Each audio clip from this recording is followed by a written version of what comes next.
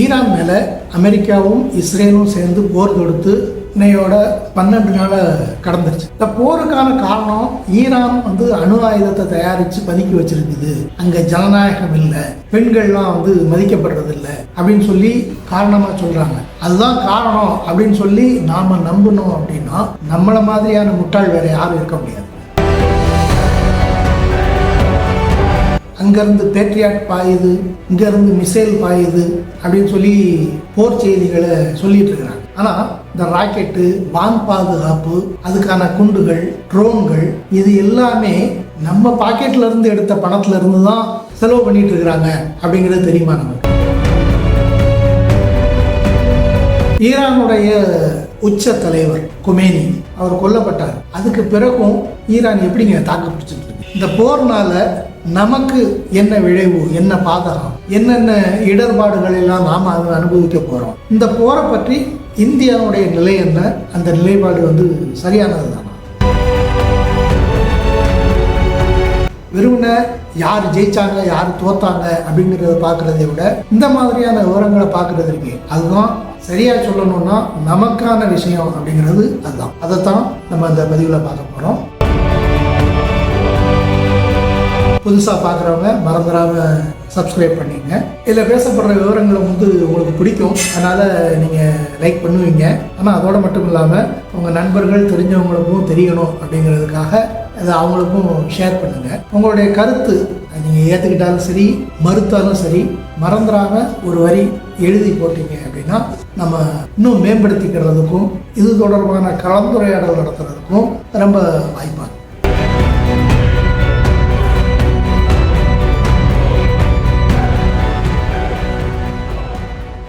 Hi, எப்படி இருக்கீங்க? நல்லா இருப்பீங்கன்னு நினைக்கிறேன். 12 நாள் ஆச்சுங்க ஈரான் மீது அமெரிக்காவும் இஸ்ரேலும் சேர்ந்து போர் தொடுத்து 12 நாள் கடந்துடுச்சு. தொடக்கத்தில் 4 நாள் 5 நாளில் இந்த போர் முடிவுக்கு வந்துடும், அதோட ஈரானே இல்லாமல் ஆக்கிடுவோம் அப்படின்லாம் சொன்னாங்க. ஆனால் அது அப்படி இல்லை அப்படிங்கிறது எல்லாருக்கும் தெரிஞ்சிருக்கு. அவங்க தாக்குனாங்க, பதிலுக்கு ஈரானும் தாக்குச்சு. அப்படிங்கிறத தாண்டி பள்ளி குழந்தைகள் மீது நடத்தப்பட்ட தாக்குதல், கிட்டத்தட்ட 120 குழந்தைகள் இறந்து போயிட்டாங்க. அதுக்கப்புறம் ஈரானுடைய எண்ணெய் கிடங்குகள் அதில் நடத்தப்பட்ட தாக்குதல் இன்னைக்கு வரைக்கும் அது பற்றி எரிஞ்சுக்கிட்டு இருக்குது. அதனால அமில மழை பெய்யக்கூடும் அப்படின்னு சொல்லி எச்சரிச்சுட்டு இருக்கிறாங்க. இதெல்லாம் போரினுடைய காரணம் விளைவுகள் அப்படிங்கிறத கடந்து உலக மக்கள் அனைவரும் கிட்டத்தட்ட எல்லாருமே ஒரு கவலை கொள்ற ஒரு விஷயமா அமைஞ்சது. குறிப்பா அதனுடைய ஈரானுடைய உச்ச தலைவர் கொமேனி அவர் கொல்லப்பட்டது அதெல்லாம் இந்த போரினுடைய தாக்கங்களா இருக்கு. ஆனா அமெரிக்காவும் இஸ்ரேலும் சேர்ந்து ஈரான் மீது நடத்துகிற இந்த போர் இல்லை அவங்க குண்டு போட்டுக்கிறாங்களோ இல்லையோ, சமூக ஊடகங்கள்ல நடத்தப்படுற தாக்குதல் இருக்கு, அது ரொம்ப பெரியதா இருக்கு. ஈரான் எத்து போச்சு, இஸ்ரேல் இடிஞ்சு போச்சு, அமெரிக்கா அழிஞ்சு போச்சு அப்படின்னு சொல்லி என்னென்னலாமா சொல்லிட்டு இருக்கிறாங்க. அவங்க போடுற போர் செய்திகள் எல்லாம் நம்ம பார்த்தோம் அப்படின்னா ஏது நம்ம ஒருத்தனை மட்டும்தான் மிச்சம் இருக்கிற போல் இருக்கு, மற்ற எல்லாருமே அழிஞ்சு போயிட்டாங்க அப்படிங்கிற அளவுக்கு ஒரு தோற்றத்தை அந்த செய்திகள்லாம் ஏற்படுத்துது. சமூக ஊடகங்களில் வெளிப்படுற இந்த செய்திகள் இது லைக்குக்காகவும் ஹிட்டுக்காகவும் பகிரப்படுற செய்திகள் அப்படிங்கிறத தவிர இதில் வேற ஒன்றுமே இல்லைங்க. ஆனால் இதனுடைய விளைவு அது ரொம்ப மோசமானது அப்படிங்கிறது தான் உண்மை. சரியாக சொல்லணும்னா ரொம்ப ஆபத்தான சமூக ஊடக காலகட்டத்தில் நாம் இருக்கிறோம் அப்படிங்கிறது தான் இப்போ வெளிப்பட்டிருக்கிற உண்மையாக இருக்குது. இந்த தாக்குதலுக்கு இந்த போருக்கு காரணம் அப்படின்னா ஈரான் அணு ஆயுதத்தை தயாரித்து மறைச்சு வச்சிருக்குது, எப்போ வேணாலும் அது தாக்குதல் நடத்தக்கூடும், அதனால முன்கூட்டியே நாங்கள் தாக்குதல் நடத்துகிறோம் அப்படின்னு சொல்றது. ஈரானில் ஜனநாயகம் இல்லை, பெண்களுடைய உரிமைகள்லாம் மறுக்கப்படுது. இதையெல்லாம் காரணமாக சொல்லி தான் அவங்க போர் தொடுத்துருக்காங்க. இது சரியா அப்படின்னா எல்லாருக்குமே அது தெரிஞ்சு இருக்குது, அப்படி இல்லை அப்படிங்கிறது. ஈரானில் ஜனநாயகம் தலை தோங்குது அப்படின்னு சொல்லி சொல்ல வரல. அமெரிக்கா ஆதரிச்சுக்கிட்டு இருக்கிற இதே வளைகுடாவில் உள்ள பிற நாடுகளுடைய நிலைமை, குறிப்பாக சவுதி அரேபியா, அதோட ஒப்பிட போனோம் அப்படின்னா ஈரான் ஒரு மேம்பட்ட இடத்துல இருக்குது அப்படிங்கிறதுல மாற்று கருத்து ஒன்றும் இல்லை. அப்போ இது காரணம் இல்லை அப்படின்னா வேற எது காரணம்? அதுவும் உங்களுக்கு வெளிப்படையாக தெரிஞ்சது தான் எண்ணெய் வளத்தை கைப்பற்றுவது. உலகத்தில் உள்ள எண்ணெய் வளங்கள் எல்லாமே அமெரிக்கா தன்னுடைய கைப்பிடிக்குள்ள தன்னுடைய பொருளாதார நலன்களை மேம்படுத்துகிற விதத்தில் இருக்கணும் அப்படிங்கிறது தான் அமெரிக்காவுடைய எண்ணம். அதைத்தான் பல ஆண்டுகளாக அது செயல்படுத்திட்டு இருக்கு. அமெரிக்கா தலையிடாத எந்த ஒரு நாடும் இந்த உலகத்தில் இல்லை அப்படிங்கிற அளவுக்கு அது எல்லா நாடுகள்லையும் குறுக்கிட்டு இருக்கு. ஆனால் இப்போ அந்த நிலைமை கொஞ்சம் மாற தொடங்கி இருக்குது. பெட்ரோ டாலருடைய ஒப்பந்தம் முடிஞ்சதுக்கு அப்புறம் வளைகுடா நாடுகள், குறிப்பாக சவுதி, அதை மறுபரிசீலனை செய்யறதுக்கு ஆயத்தமாகிட்டு இருக்குது. ரஷ்யா, சீனா இந்த ரெண்டும் தங்களுடைய சொந்த நாணயங்களில் வர்த்தகத்தை நடத்துறதுக்கான முயற்சிகளில் ஈடுபட்டிருக்குது. ஓரளவு வெற்றியும் பெற்றிருக்குது.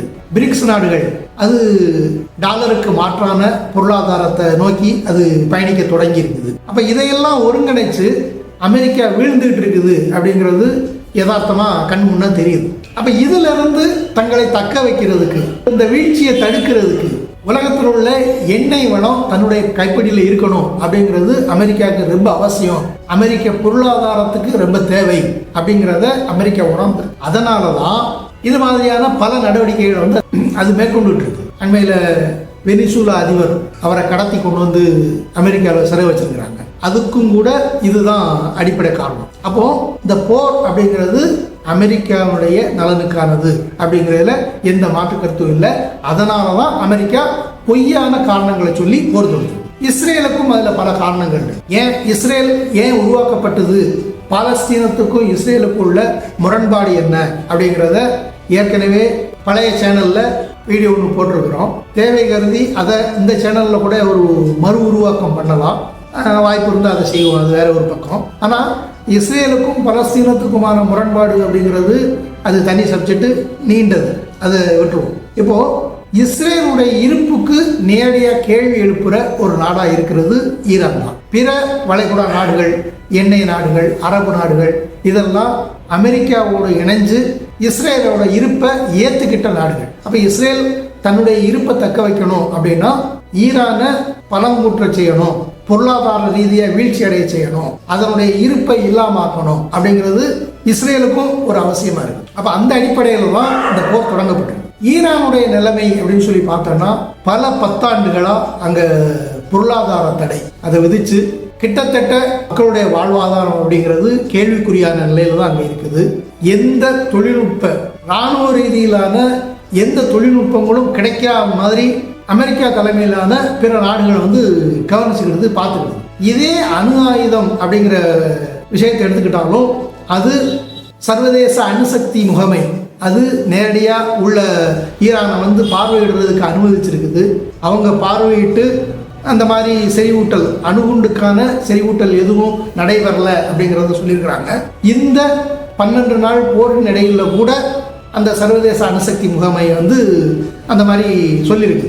ஈரான்ல அந்த மாதிரியான அணுகுண்டை நோக்கிய செறிவூட்டல் எதுவும் நடக்கலை அப்படிங்கிறத சொல்லியிருக்கு. ஆனால் இதற்கெல்லாம் அப்பாற்பட்டு தான் அமெரிக்காவும் இஸ்ரேலும் சேர்ந்து ஈரான் மேலே போர் தொடுத்துருக்காங்க. அப்படி அவங்க போர் தொடுக்கிறதுக்கு காரணம் என்ன அப்படிங்கிறது ஒரு பக்கம் இருக்கணும். ஆனால் ஏன் இவ்வளவு தைரியமாக அவங்க போர் தொடுக்கிறாங்க அப்படின்னா 2 முக்கியமான காரணம் சொல்லலாம். ஒன்று, பொருளாதார தடைகளின் காரணமாக, தொழில்நுட்ப தடைகளின் காரணமாக, அங்கே இருக்கிற குழப்பங்கள், அரசியல் குழப்பங்களின் காரணமாக ஈரான் பலமிழந்து போயிருக்குது. அப்போ இந்த நேரத்தில் நம்ம தாக்கணும் அப்படின்னா சீக்கிரமாக அதை நிர்மூலமாக்கி ஆட்சி மாற்றத்தை ஏற்படுத்தி நம்ம கைக்குள்ளே கொண்டு வந்துடலாம் அப்படிங்கிறது தான் அவங்களுடைய திட்டமாக இருந்தது.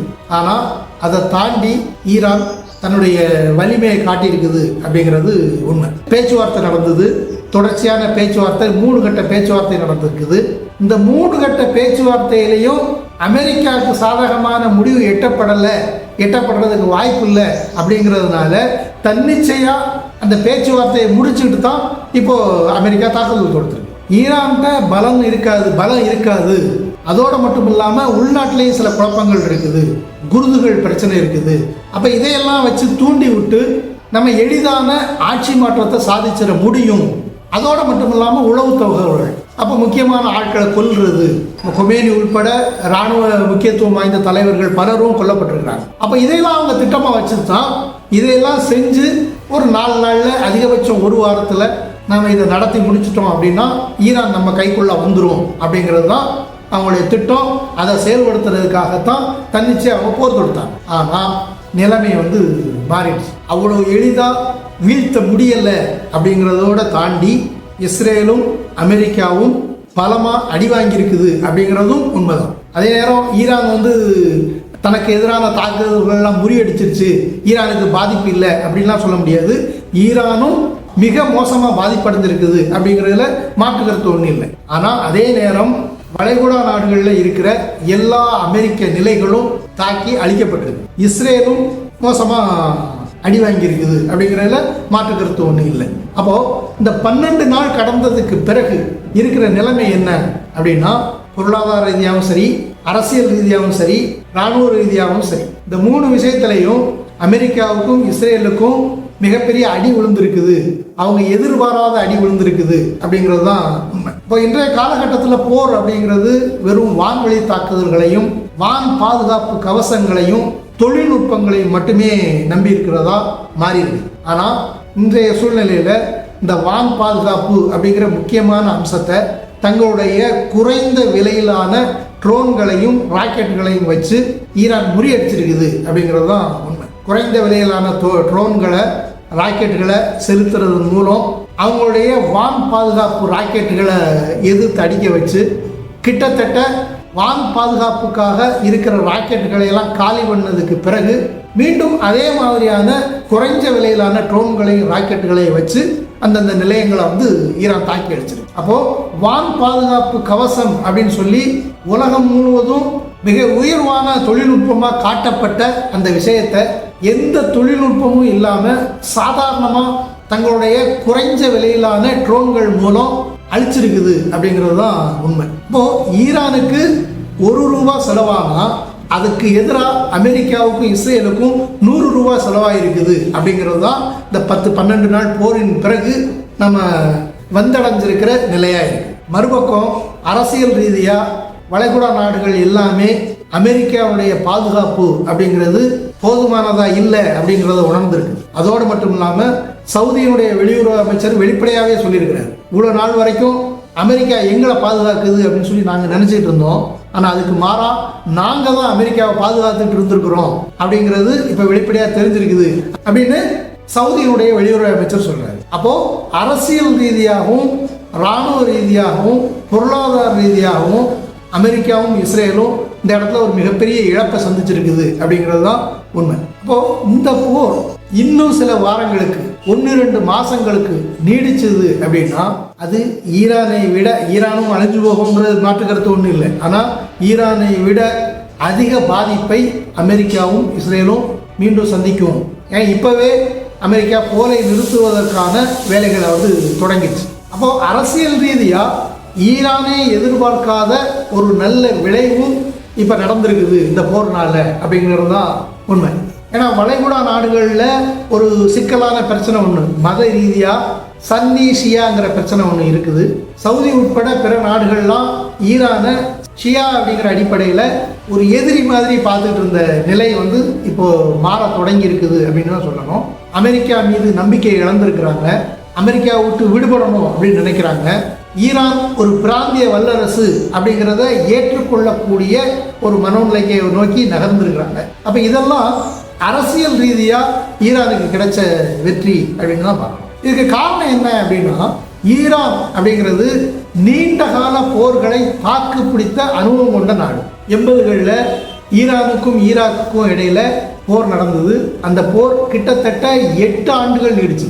அதுக்கு காரணமும் அமெரிக்கா தான் அப்படிங்கிறது ஒரு பக்கம் இருக்கட்டும், ஆனால் நீண்ட கால போரில் அனுபவம் வாய்ந்த நாடு ஈரான் அப்படிங்கிறதுல மாற்று கருத்து ஒன்று. ஆனால் மறுபக்கம் இஸ்ரேல் ஆகட்டும் அமெரிக்காவாகட்டும் எந்த நிலையிலும் நீண்ட கால போருக்கு அனுபவம் இல்லாத, வாய்ப்பு இல்லாத, சாத்தியம் இல்லாத நாடுகள் அப்படிங்கிறது உண்மை.